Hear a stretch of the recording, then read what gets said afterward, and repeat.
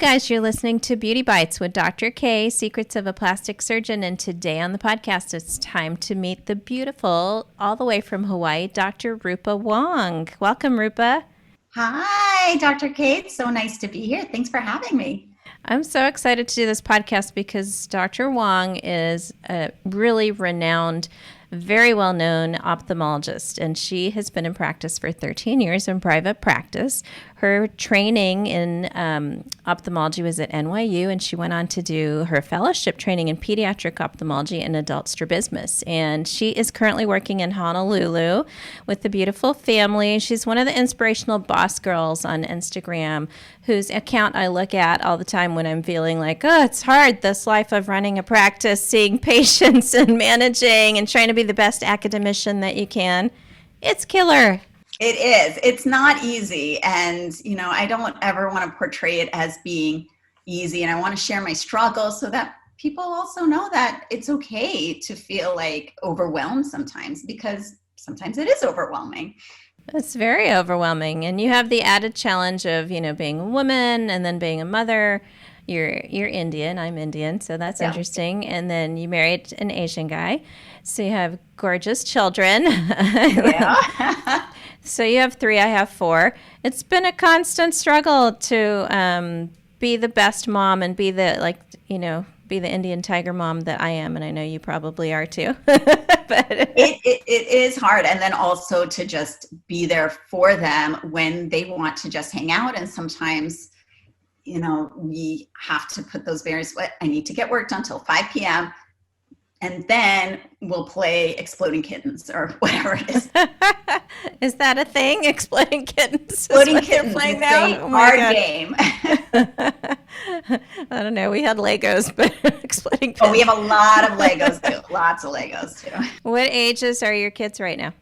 They are 7, 9, and 11. Oh, difficult, but really fun ages. I hope you enjoy it because pretty soon they don't want to spend time with you after age 13. I know. That's why I really, with COVID and everything, I just feel like 2020 was a lot of reflection for me in terms of what I wanted personally and for my family. And so it's why I've actually cut back some of my clinical hours so that I could be here with the kids and really help with the virtual school and the transitions. And because I know I can always go full time later, 5-10 years from now. But I do find it interesting because I always say, oh, I work part-time because I'm in the clinic 2 days a week, in the operating room 1 day a week.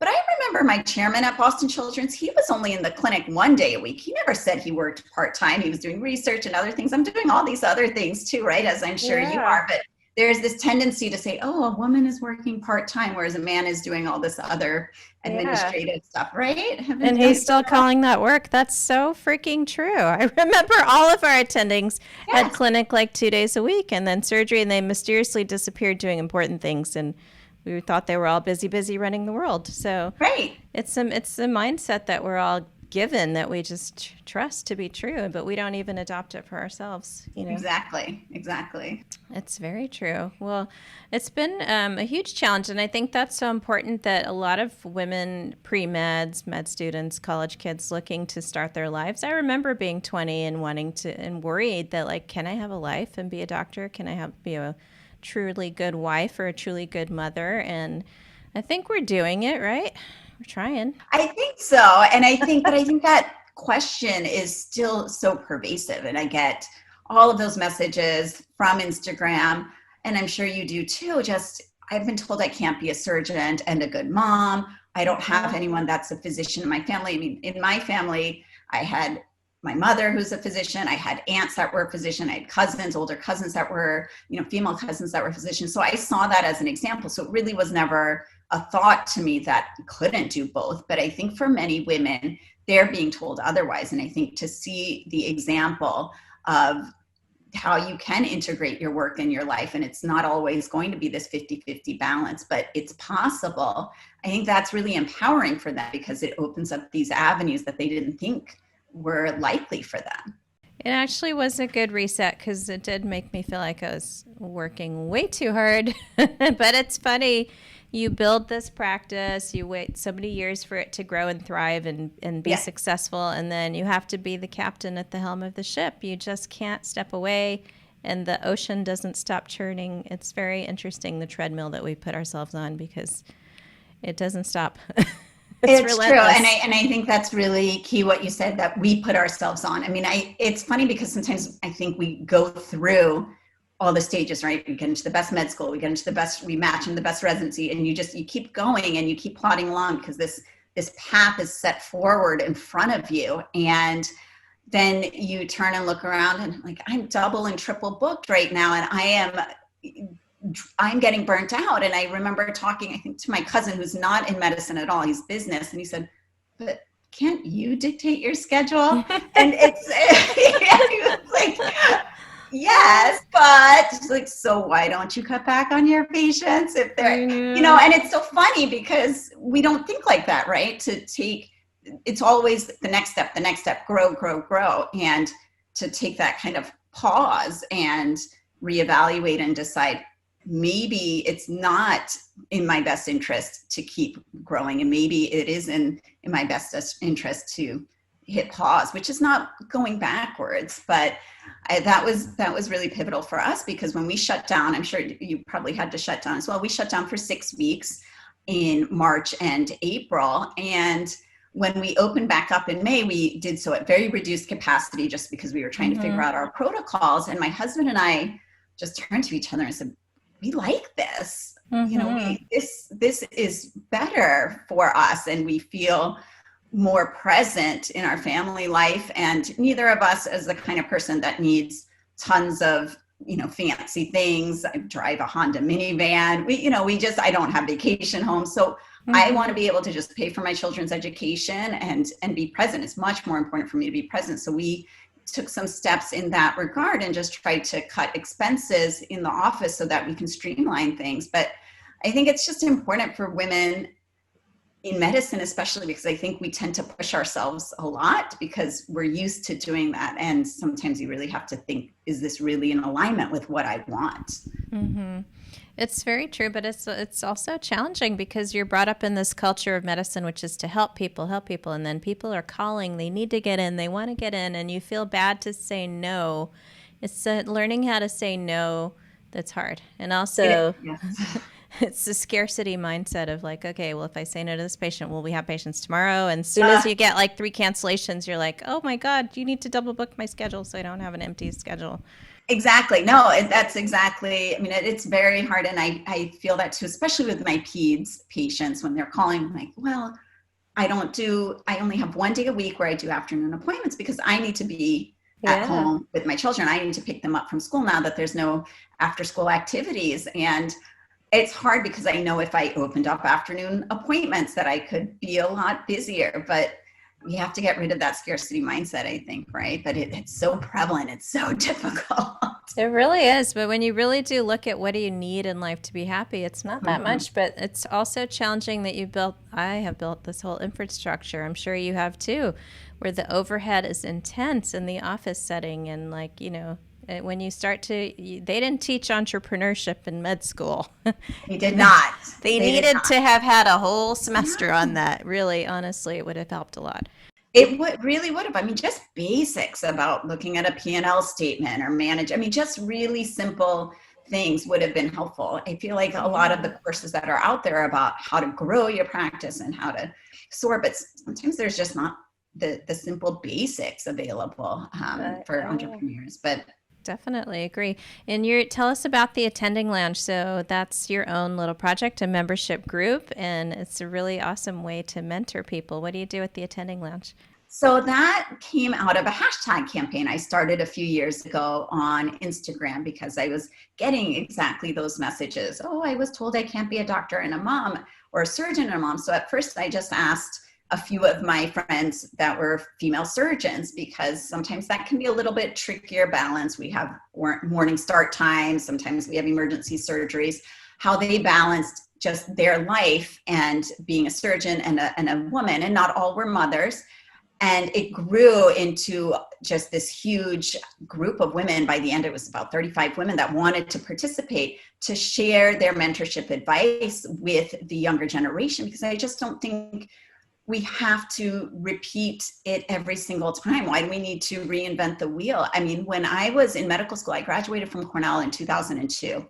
My mentor was a general surgeon and a female, like a real badass surgeon. But I honestly had no idea if she was married. I had no idea if she had kids. I didn't know what she did for childcare. These are questions that we struggle with, and we need to know the answers to. And it would have helped to know, oh, I have a babysitter 40 hours a week. That's how I make my life work. And I felt like we needed to pull back the curtain to show the reality of how it works. I don't think that a lot of people explain, I have an au pair, or I have a nanny, and it's okay to have those things. It's okay to have your tribe that supports you, but we can't do it alone. So I think we don't even ask. If you're so grateful to get a mentor who's a surgeon and a woman, that you're like, let me just stick to the academics, because I need to first graduate, first be a surgeon, and first know how to use my hands and my brain. And then later we can talk about love and the heart and the children. But that you never get to that later, and that's like so critical. And you feel like it's a barrier that you don't want to cross that line. Like it's so personal, right? Yeah. My mentor was a woman ENT surgeon also, who had 4 kids, and now I have 4 kids, but I would have never asked her. So, what'd you do with your kids when you were in the operating room all this time? I never asked her anything. I just assumed she was like somehow the queen of mastering it all. I know, it's funny because I had one retina surgeon, and she was amazing at NYU, and she would tell us, my nanny is the best paid nanny, and she would tell us, I pay her this amount of dollars, I got to go pick up my kids. She'd wear her pearls and her Von Cleef in the OR. I mean, she was just amazing. And I love that she was really transparent about it. But I wanted to bring that to other pre-meds, med students, residents, and even young attending. So the thing I love about the membership is I have 2 high school sophomores that are in the membership that are just so interested in medicine and OB, and they're volunteering, all the way up to attending physicians that are 1 to 2 years outside of training. And to see the cross mentorship is really nice too. The peer-to-peer mentorship, it's not just me doing group coaching, it's a true membership. And I really just get reinvigorated every time we do our live Zooms with guests from all around from different specialties. And it's reinvigorating for me because it makes me love medicine to see it through their eyes too, right? Yeah, that's incredible. I think if you're a pre-med and you get the right advice from the right people, doors will open for you and the mindset will change. But it really is hard for young girls, because you first are cursed by the stereotypes that your parents have inherited, because they inflict that on you growing up, whether they think that only the brothers in the family can be doctors, or it's just this chronic thing where people are bred and raised a certain way. I remember when I wanted to go to med school and residency, I met one of my dad's orthopedic surgeon friends, and his advice was, he was trying to be a nice guy and tell me I deserved a beautiful, fabulous, fancy life. But he was like, why do you want to be a doctor? You should go and get married and have nice children and enjoy your life and not work so hard. And now I was so mortally offended. I was like, I want to be a doctor. Why am I supposed to go have children? But now looking back, I realized he was just being a nice old guy, and like children are the best part of life. And yes, wouldn't it be fun to just be like a yoga mom who walks around the park every day and takes care of kids. But I want more for myself. So I want us to be able to mentor women starting out, and I think there's a huge role for that.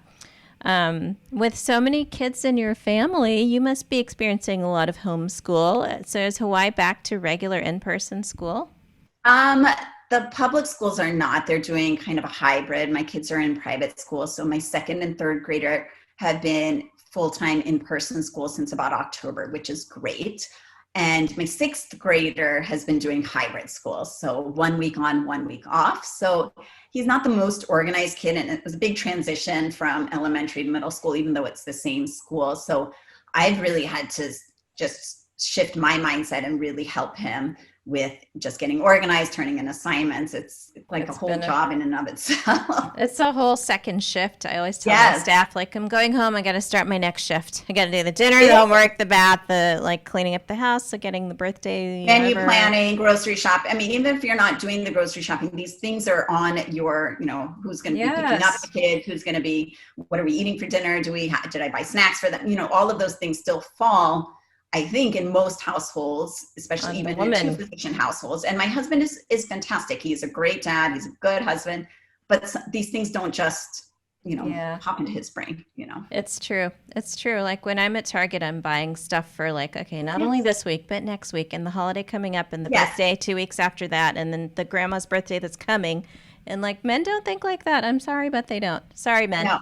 If you do, great. I have to give him a very specific list. And he'll buy the items on that list, but he's not thinking, We'll talk a little bit about some things in terms of people being on their screens, like now 24/7. Literally, children are on computer screens from 8 a.m. to 3 p.m. and then the homework begins, and that's from like, 5 p.m. till 9 p.m. So that's a very long day of intense staring. What are the things that we need to worry about kids becoming nearsighted prematurely, or, what should we be doing? So definitely excessive near work, whether it's a screen or just reading a book or writing or anything that's up close work, has been linked to nearsightedness. So, and right now there's just not a lot that can be done, especially if you're in virtual school. The fact of the matter is that these kids are going to be on a device 8 hours a day. I make sure that the device is at least 18 to 24 inches away from them so that it's not as up close, so that it decreases that accommodative or focusing demand. 2 hours a day of sunlight has also been shown to be beneficial at preventing the progression of nearsightedness. So that's super easy in Hawaii to do. Like, my kids go surfing on the weekends. It's not as easy in the rest of the country or in the rest of the world. But that's something that I recommend as well. And then even for adults, and that sunlight study, a lot of the sunlight studies done in Australia even showed an effect well into your 20s of slowing that nearsightedness progression down with 2 hours a day of sunlight. So is that why is that? Is that because you're in the sun, you're probably doing an outdoor activity where you're not engaged with the screen and you're looking at, the walk you're on? They actually found it wasn't linked to being physically active. And some of the studies looked at just reading outdoors was good enough as well. So there's something about, they don't know if it's the vitamin D, they were looking at the autofluorescence, or if it has to do with the focusing muscles. They're not exactly sure what the mechanism of action is, but it's been shown a couple of times in various studies. So and that's an easy one. So I recommend that to all my patients. I recommend they take frequent breaks every 20 minutes, take a 20-second break where you look at something 20 feet away. It helps reset the focusing muscles for kids and adults. And then using artificial tear lubrication, because when you're on a device, you tend not to blink as much. So if your eyes are getting dry, which I think a lot of people will think that the fatigue is from the blue light or the eye strains from the blue light, and oftentimes it can just be from dry eyes or from just the excessive focusing up close. Those are all great tips. And then in terms of adults, anything specific to adults? Same. The 20/20/20 rule goes for adults. The artificial tear lubrication also for adults, and just remembering to blink, especially for adults, because our eyes tend to be drier. Contact lens wearers have drier eyes than non-contact lens wearers. Women have drier eyes than men. So yeah, definitely. I've been reading about some new laser treatments that might help improve dry eyes. Is there anything new on the horizon for that as we age?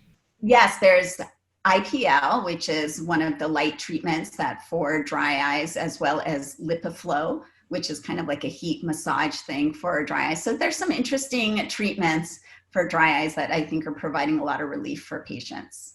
Oh, good. And how about in terms of aging around the eyes? Do you do any cosmetic tear trough fillers or Botox or anything like that? I do. I'll do both of those, tear trough fillers and Botox around the eyes. And I think it just, especially now when everyone only sees the eyes, it just helps people feel a lot more confident about themselves and just to feel a little bit more empowered. I've been reading a lot of studies about how long filler lasts around the eyes. And even though it's technically a 1 year product that you guys in your ophthalmology cases, like when I do blepharoplasty, I'll sometimes find old filler that's been there like 5 to 7 years that's existing a lot longer than the normal duration of filler. Have you seen that? Wow, 5 to 7 years. I mean, I've always heard the quote, 18 months for under the eyes, and then of course like 6 months for lips, or those areas that you use a lot. But that's interesting, 5 to 7 years.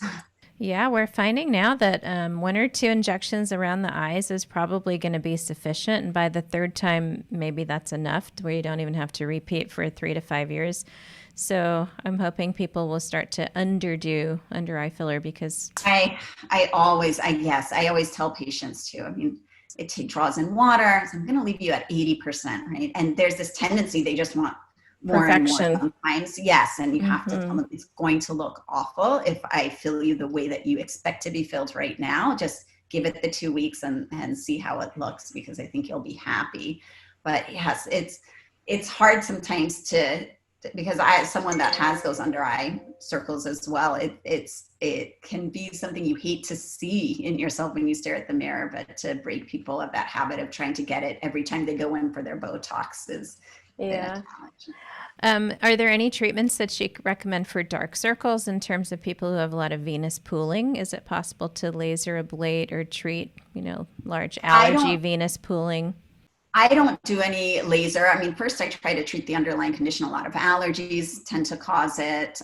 There's so many ocular problems that can cause the darkening. But then, of course, in Indian women, some of that's just genetic. So yeah, Indian skin under the eyes in a lot of ethnicities, there's this dark pigmentation that's almost tattooed into the dermis, which really needs peels, bleaching creams, and that kind of thing is better.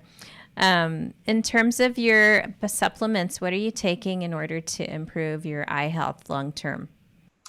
Omega-3 vitamins are fantastic. They have a lot of variety of effects, especially with dry eyes. So it is something that I recommend for adult patients, as well as even the pediatric patients. They come in a gummy form. So I think that's really helpful for just combating the dry eyes that a lot of patients are experiencing too. And then if they have a history of macular degeneration, they can get the AREDS 2 formulation, which has a lot of antioxidants. It's specifically formulated with the vitamins and minerals that were used in the age-related eye disease study against macular degeneration. But if they don't have it, it's not shown to be preventative. So I don't recommend it just, for you and I, if we don't have any macular degeneration. And that's called AREDS, age-related. AREDS. So you can buy all different types of brands, but it should say on their AREDS 2 formulation or something specific to that on the bottle. So, but awesome. Just green leafy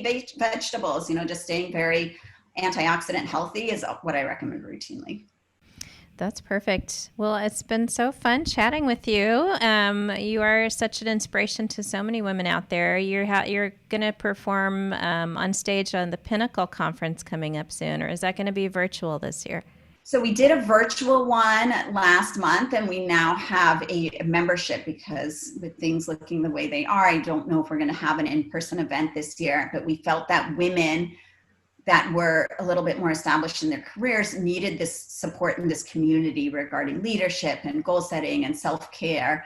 So we have created a membership site for them as well. So a little bit separate than my attending lounge. It's for a little bit more, more advanced in their careers, but also a really wonderful space. And that's being done. I'm doing that with 3 other women physicians, Natalie Crawford, Pam Mehta, and Danielle Jones, aka Mama Dr. Jones. So it's a really fun thing to do with them. All really great ladies to follow on Instagram. So if you're out there and you're listening and you're pre-med or in med school, in residency, fellowship, or just becoming an attending, you should join and get advice at every stage in your life. We need to be a support network for each other, I would say.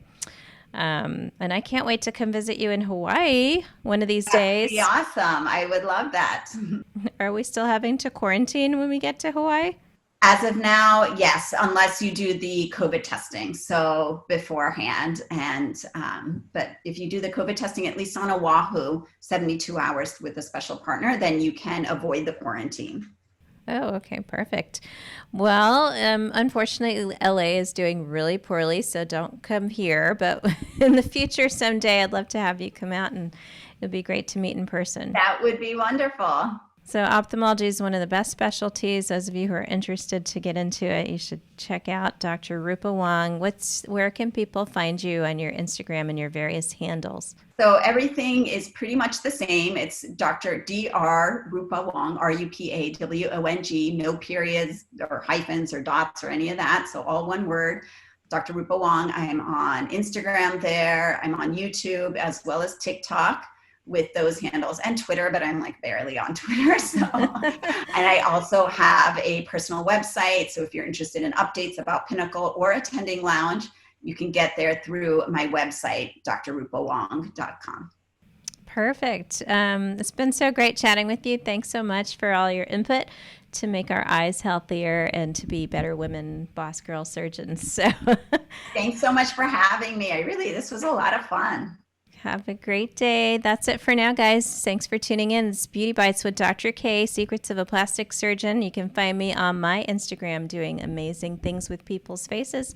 It's Beauty by Dr. K, DRKAY, and our website is the same, beautybydrk.com.